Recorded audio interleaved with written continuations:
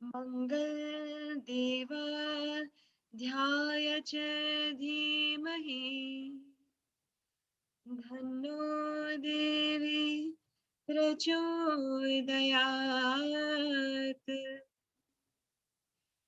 Om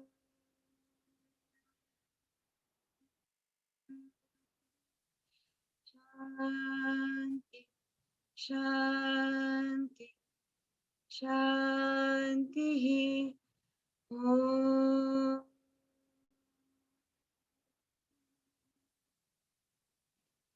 Harihi Om Shri Gurubhyo Namaha. Om Shanti Shanti. Om.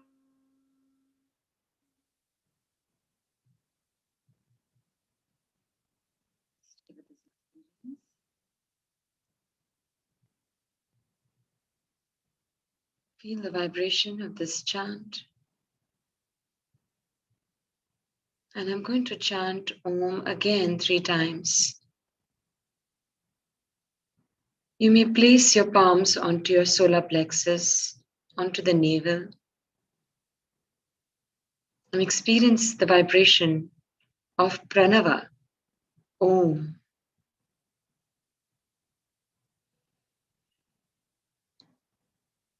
Om.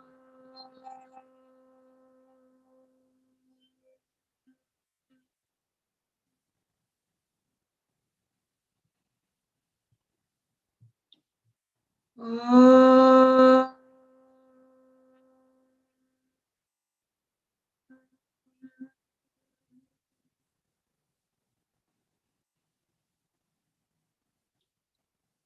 Om.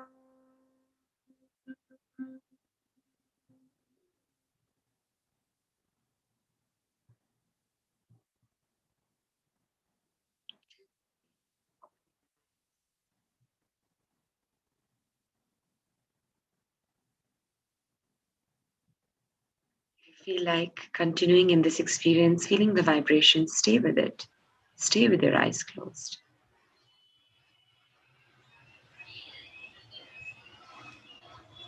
If you're enjoying this vibration, I will chant one more mantra. The story behind this mantra is beautiful, which can be shared later, but it's the Gayatri Mantra. And I'm going to sing the Gayatri Mantra, and let us experience the power of this mantra.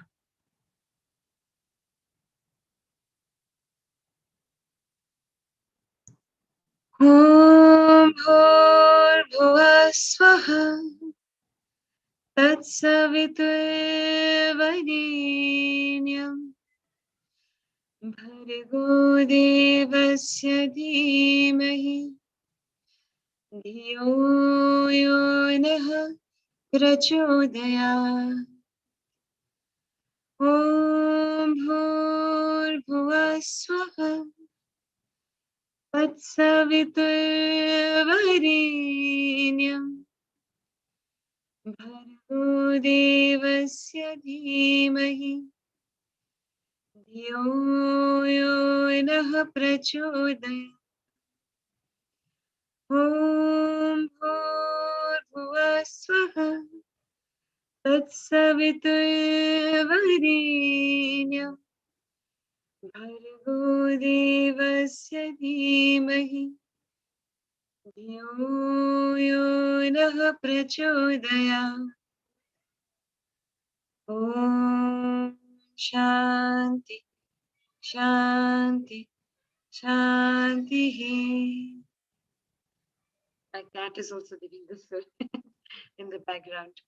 Okay, so you can gently open your eyes.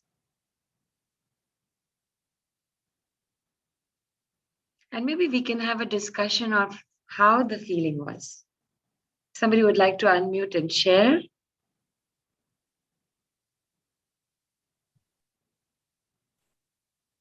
Ma'am, I would like to share. My name is Sheetal Chauhan. Ma'am, first of all, you have such a soulful voice. It was very magical, mesmerizing. I was feeling so divine. It was such a soothing and calming experience. So it was very beautiful. Such a calm, and it left me to a different world. The sound, the vibrations, it was truly divine, magical, like Smita said. Wonderful. Thank you. Thank you. So we have a question here. Somebody wants to know what is the difference between mantras and shlokas. So mantras were passed on, with having the blessings of lot of deities and I would say mystical, entities. But shlokas were written down by rishis and munis, meditated upon, and they are verses telling and connecting about a story. So it's a story of, how do I say, mythological stories. And when you're chanting these shlokas, so shlokas have a different effect, you know. Dr. Nutan, would you like to emphasize a bit on what is the difference between mantras and shlokas? See, mantra, there are different types of mantra. Like mantra has been divided into two, three parts. One is bija mantra. So in that bija mantra, you have up to 9 syllables are present. And in mantra, after means the syllables can be beyond 9 numbers. Okay, and then more than 12 number syllables, which is actually just now she has chanted Gayatri Mantra. So that includes in Maha Mantra.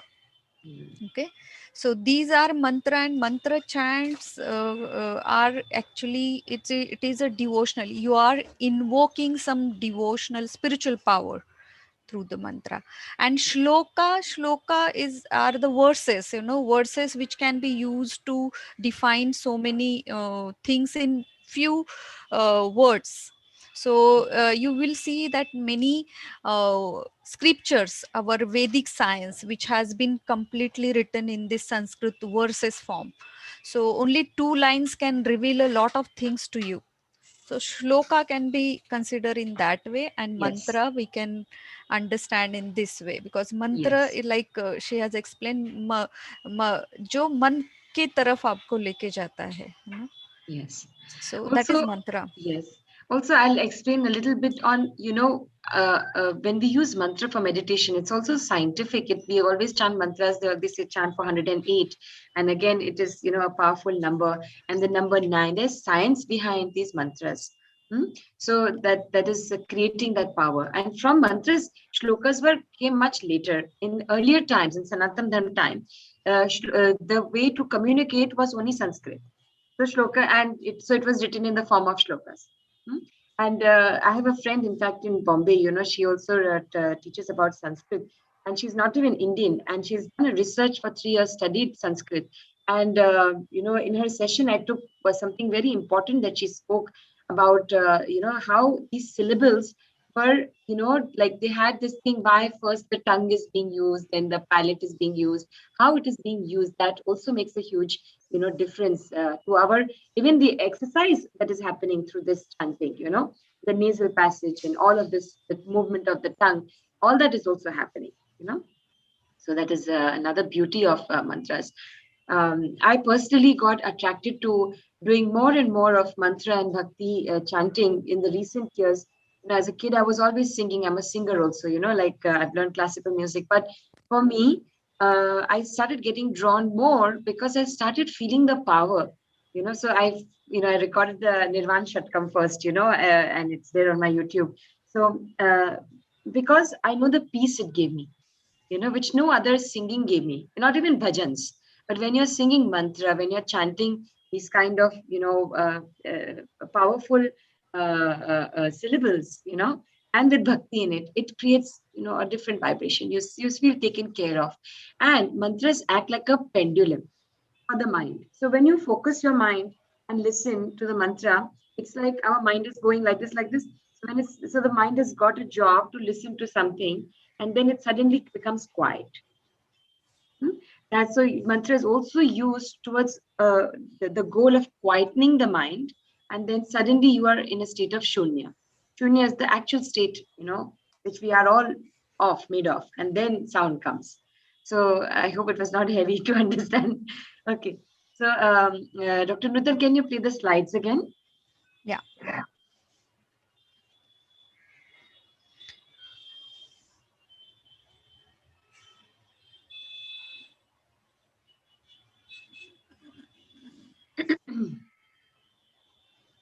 So you can continue till I start my Okay. slides. So I will just open over here. I have the slides with me. Okay. So another thing about the mantra is that it has a lot of psychic and spiritual purpose as well. So can anybody tell me the meaning of Om? Anybody can unmute and tell me the meaning of Om.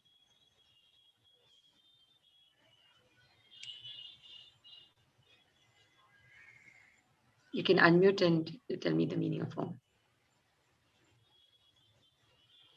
Anybody from the meeting?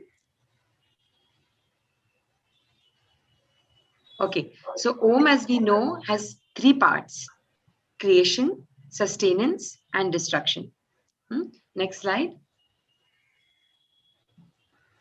Here you go. So when we are chanting, what happens is, so everything started with Om. So it has been, now I'll give a scientific, what you say, uh, what is discovered by the scientists, okay, and by NASA. So they recently, couple of years back, there was a research done, and they recorded the sound around the sun's orbit. And when they recorded that sound, this was the sound of Om. And sun, as you know, is the ruling planet right now. So that's why we pray to the sun. The sun god. Sun is regarded as god. Everything heals through sun. Light comes through sun. Everything. We give so much of respect to sun because for many years, sun is the ruling planet right now. So the sound around the sun's orbit is the sound of Om. Okay. So so Om, when we are chanting, what is happening is it is bringing the vibration of Brahma, Vishnu, Shiva. So these three deities, these three mystic energies. So everything is in this three circle: creation, sustenance, and destruction. If you see, even the child's birth is birth 9 months again. Okay, creation is happening, then sustenance, and not destruction, but moving to the material life. Okay, in 9 months. So this is life. This is how. So when we're chanting and we are mystically connected with chanting, we're actually in acceptance of the cycle. Can we have the next slide? Okay, so I just chanted the Gayatri Mantra. And the Gayatri Mantra, again, if you listen, to the story of how it came, it is very, very beautiful.